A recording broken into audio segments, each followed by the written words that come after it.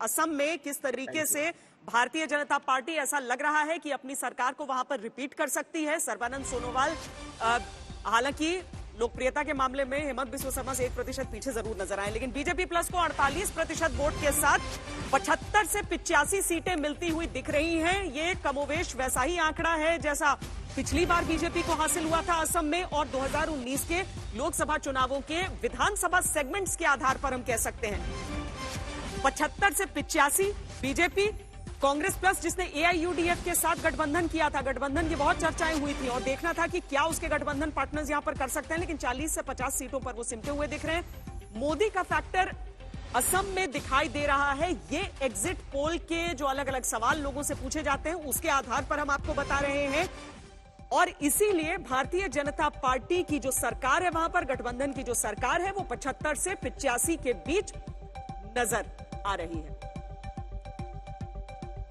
संजय जी, असम में अगर आप देखें जिस तरह से बीजेपी को बढ़त मिल रही है, जिस तरह से बीजेपी जीतती भी दिख रही है, और चीफ मिनिस्टर की रेटिंग देखें वो बहुत नीचे है, 19% पर है, तो निश्चित रूप से और कई सवालों से ये संकेत मिलते हैं कि बीजेपी की जो असम में जीत हो रही है उसकी एकमात्र वजह है प्राइम मिनिस्टर नरेंद्र मोदी की पॉपुलैरिटी, क्योंकि सरकार के कामकाज का आकलन बहुत साधारण है और चीफ मिनिस्टर की रेटिंग तो बहुत ही पुअर है। एक तरह से 19% रेटिंग है, किसी भी इनकम्बेंट चीफ मिनिस्टर के लिए बहुत ही खराब रेटिंग मानी जाएगी। इस हिसाब से सारा का सारा श्रेय मोदी जी को जाएगा अगर असम में नतीजे वही आते हैं जो एग्जिट पोल दिखा रहे हैं। शहनवाज जी, ये चूंकि हमने वहां पर मुख्यमंत्री का चेहरा रखकर भी, जिसमें तरुण गोगोई भी थे कांग्रेस की तरफ से, हमने हेमंत बिस्वा शर्मा को भी वहां पर रखा था। हेमंत बिस्वा शर्मा की पॉपुलैरिटी ज्यादा नजर आई सर्बानंद सोनोवाल से। देखिए, वहां पर ये सही है कि हेमंत बिस्वा शर्मा और सर्बानंद सोनोवाल ये दोनों मिलकर वहां सरकार को बहुत अच्छे से चलाया है। श्वेता जी, मैं भी आसाम में भी काफ़ी प्रचार मैंने किया है और मैंने पहली बार देखा, मैं बहुत जगह गया हूं जहां हमारी सरकार रहती है, कुछ न कुछ शिकायत हो जाती है कुछ लोगों को, ये हुआ ये नहीं हुआ, थोड़ी बहुत नाराजगी होती है जब भी आप सरकार में होंगे। मैंने पहली बार देखा कि यहाँ कोई भी सरकार के खिलाफ एक शब्द नहीं था।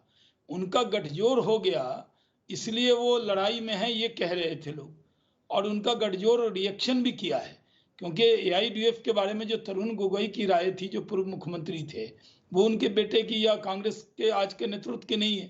तो इसलिए पूरे आसाम में अगर आप देख लें, बराक वैली को इलाका छोड़ दें तो अन्य जगह बहुत रिएक्शन था कि कांग्रेस पार्टी जाके एआईयूडीएफ से मिल गई। जो लोग कई बार देश के खिलाफ बोलते हैं और अन्य बांग्लादेशी वोटरों को आगे बढ़ाने का काम करते हैं, उनसे जाकर कांग्रेस मिल गई, इसका भी बहुत रिएक्शन था।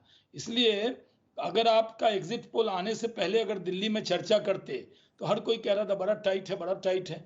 आपने तो यहाँ दिखाया 75 से 85, हमें पूरा यकीन है कि हम 100 के करीब पहुंचेंगे। और कांग्रेस पार्टी के लोग क्या ड्रामा कर रहे थे, आज तो आपके डिबेट में उन्होंने पता कर लिया, इसलिए जिस वक्त पल भी आए हैं वो आकर कुछ और बहस करना चाहे हैं, क्योंकि उनको मालूम हो गया कि 0 सीट मिल रही है बंगाल में, आसाम में भी हार रहे हैं और पुडुचेरी में भी वो हार रहे हैं। तो इसलिए उन्होंने डिबेट में आए, लेकिन डिबेट को डिरेल करना चाहा, या तो आना ही नहीं चाहिए। तो आप ये देख लीजिए कि आसाम के बारे में क्या किया, कुछ उम्मीदवार को ले जाके राजस्थान में रख रहे हैं, कुछ लोगों को छुपा रहे हैं, ऐसा लग रहा है कि उनकी कोई सरकार आने वाली है। वहां नरेंद्र मोदी जी पर बहुत विश्वास है।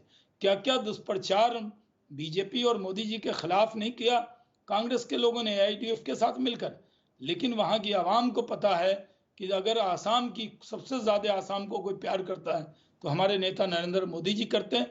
हम लोग कहीं भी प्रचार में गए, और आपको ये भी बता दूं, बराक वैली में मैं अल्पसंख्यक बहुल इलाके में भी गया तो वहां पर देखा कि मोदी जी के नाम पर है, वो कुछ नहीं जान रहे, वो कह रहे जी मोदी जी के पार्टी के साथ हैं। वो लेकिन दक्षिण का जो दरवाजा आप लोग खोलना चाह रहे थे शहनवाज जी, वो मुमकिन नहीं लग रहा है। प्रधानमंत्री नरेंद्र मोदी की स्वीकार्यता क्या वहां पर नहीं है? क्या जो आपका एआईएडीएमके के साथ आपने वहां पर चुनाव लड़ने का सोचा, क्या केरल में सबरीमाला का जो मुद्दा इतना बड़ा बनाया गया, वहां के नतीजे तो एनडीए को कहीं नहीं रख रहे हैं, बीजेपी को कहीं नहीं रख रहे हैं? जी जी जी श्वेता जी, बहुत वाजिब सवाल है आपका। मैं आपसे जब बात कर रहा हूं तो आपने उपयुक्त आदमी आज बुलाया है डिबेट के लिए, क्योंकि मैं केरल में भी सघन प्रचार मैंने किया है और केरल के अंदर हमारी सभाएं होती थी, लोग आए, लोगों में कमिटमेंट है, ये सही है। केरल में 2 ध्रुव में बटा हुआ केरल है, जो आपके सर्वे में, ओपिनियन पोल में भी दिखता है। मोदी जी से मोहब्बत बहुत है, लेकिन वो वोट तक नहीं बदल पाता है। और केरल में हमने कोई बढ़ा चढ़ा कर दावा नहीं किया, लेकिन मैं आपको आज कह रहा हूं, ये दोनों गठबंधन का आखिरी चुनाव है। जिस तरह यानी एलडीएफ और यूडीएफ का, हम आएंगे तो पूरी ताकत से त्रिपुरा की तरह आएंगे। त्रिपुरा में हम 1 सीट जीतते थे, कभी नहीं जीतते थे, कभी 2 सीट जीतते थे, आए तो एकदम 2/3 बहुमत से आए। केरल पूरी तरह, जब एक बार वो जो बांध मजबूत बना रखी है दोनों ने कि आप बंगाल में मिलकर लड़ेंगे और केरल में अलग अलग लड़ेंगे, ये जो बहुत बड़ी फिक्सिंग है। और खासकर राहुल गांधी जी जब से सांसद बने हैं केरल से, तो उनको ये रहता है कि इतना झगड़ा यूडीएफ एलडीएफ में ना हो कि उनकी सीट खतरे में पड़ जाए।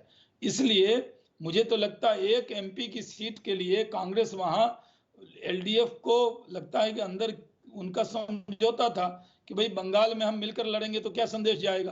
तो कांग्रेस पार्टी वहां पर, जो पहले हर बार होता था कि एक बार एलडीएफ दूसरी बार यूडीएफ, वो नहीं था। लगता है कांग्रेस भी एलडीएफ को ही जिताना चाहती थी। इसलिए हमारी सीटें बहुत नहीं दिख रही होगी, लेकिन हमारी लड़ाई बहुत अच्छी हुई है। मोदी जी से मोहब्बत बहुत लोगों को है। लोगों को लगता है गॉड्स ओन कंट्री में कम से कम सबसे ऐसा नेता जो सबको लेकर चल सकता है, मोदी जी आए। हमारी वहाँ संगठन मजबूत है, हमारी बहुत कार्यकर्ताओं की शहादत हुई है, लेकिन हम बहुत सीटें नहीं पा रहे हैं आपके एग्जिट पोल में। लेकिन मानते हैं जब हम आएंगे तो पूरी ताकत से केरल के अंदर आएंगे। जैसे कर्नाटक में बहुत बहुत बहुत धन्यवाद शहनवाज जी हमारे साथ जुड़ने के लिए।